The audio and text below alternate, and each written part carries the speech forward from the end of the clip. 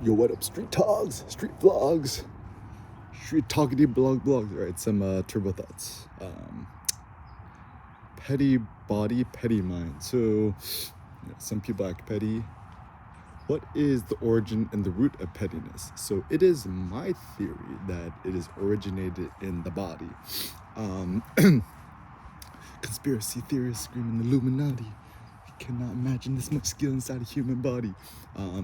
So the basic idea is if your body is petty and weak, then so will your mind. However, if your body is in an insanely robust, strong mode, you ain't finna be petty, right?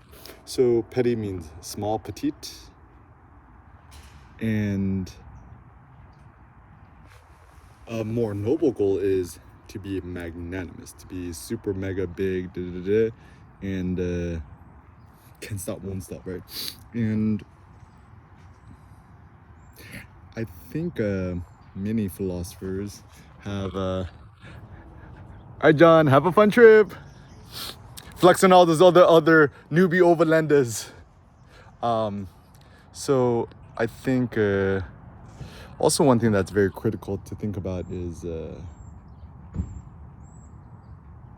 so one thing that a lot of philosophers have talked about in the past is notions of what it means to be great or a great man. And so there's a lot of things we could control, a lot of things we cannot control. However, one thing we could control is how great to become in terms of just ourselves, our solo bodies and selves. And I was randomly thinking, so like, one of our heroes, anti-heroes, is good to study is our best friend Achilles from the Iliad. What did he want? He wanted to stop fighting and campaigning. He just kind of wanted to just like retire back, go home, chill out, and just kind of wanted to be left alone.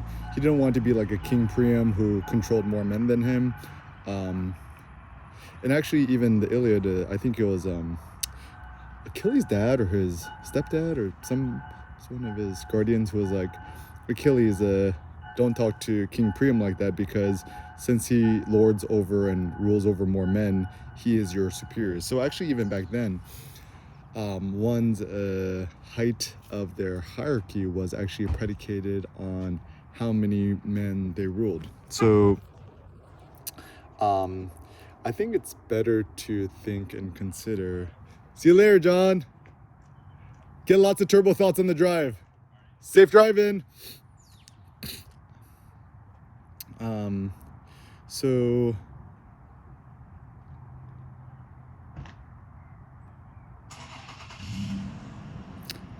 yeah, Achilles just kind of wanted to be left alone. He didn't want to. So it's funny because in today's world, I think the bias is like you want to create like $1 billion company, or you want to be a billionaire. You want to rule over all these men and women or whatever. But like, why not just become like a solo individual? Like, I mean, I like the idea that you just focus on yourself, your family, your wife, your kids, etc., and yourself. And one of the most noble goals to have in the context of life and things is to just stay focused on yourself.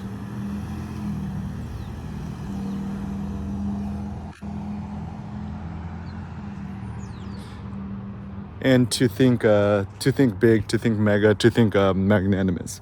I think probably our only vice, just a thought for the new year, right?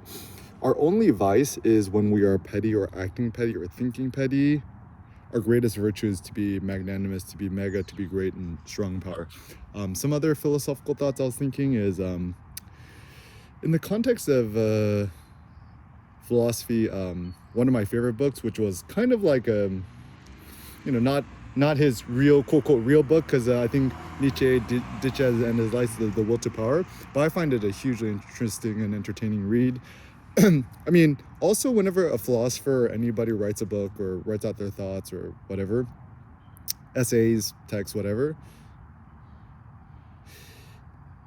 it's kind of even Nietzsche says these are just notes for my own use, and then they also just happen to be made more public to other people. So even when I'm blogging, vlogging, stuff like that, often it's just a chance for me to flesh out thoughts. And what is a philosopher? one of my thoughts about what it means to be a philosopher, what philosophy is, kind of like an aesthetic art of thoughts, to have interesting thoughts. And yeah, it's thoughts to think, right? And so anything that contributes to you becoming more powerful or having more powerful is good, and just optimize for that. So even a thought that I had too is like a lot of people seek for like kind of like a zen, tranquil, peaceful, calm life. I don't actually think that's the goal. A more noble goal is to seek a life of adventure, conquest, more new desires, exploration, adventure, etc. And certainly used in the more metaphorical term. I mean, I'm not about war and war campaigning and stuff like that. However, it looks like valere, to be strong, it all comes from the military. Even all the ancient Greek epics, right, has to do with military fighting. So Iliad is essentially about a series of wars, right, between Ilium, that's where the Iliad comes from, which is essentially, I guess, Troy, and the King Priam and his troops. Even the Odyssey is just Odysseus trying to get home, right? And but anyways, it's always good to study ancient Greek philosophy and histories and thoughts and reading the epics and the stories, because you realize that a lot of modern day notions, that's not the only way it can be. And I think that's actually the biggest benefit of studying history in the past and philosophy and stuff like that is whenever we think about our current mode of living or our current mode of ethics and thought, we always think that this is the way it always has been and always shall be. It's kind of hard to imagine life before Christianity or even life before Judaism. Christianity is essentially Judaism 2.0. Protestantism is essentially Catholicism 2.0. And Islam is essentially Christianity 4.0. And so, yeah, it's good to be open-minded and to think greatly about the past.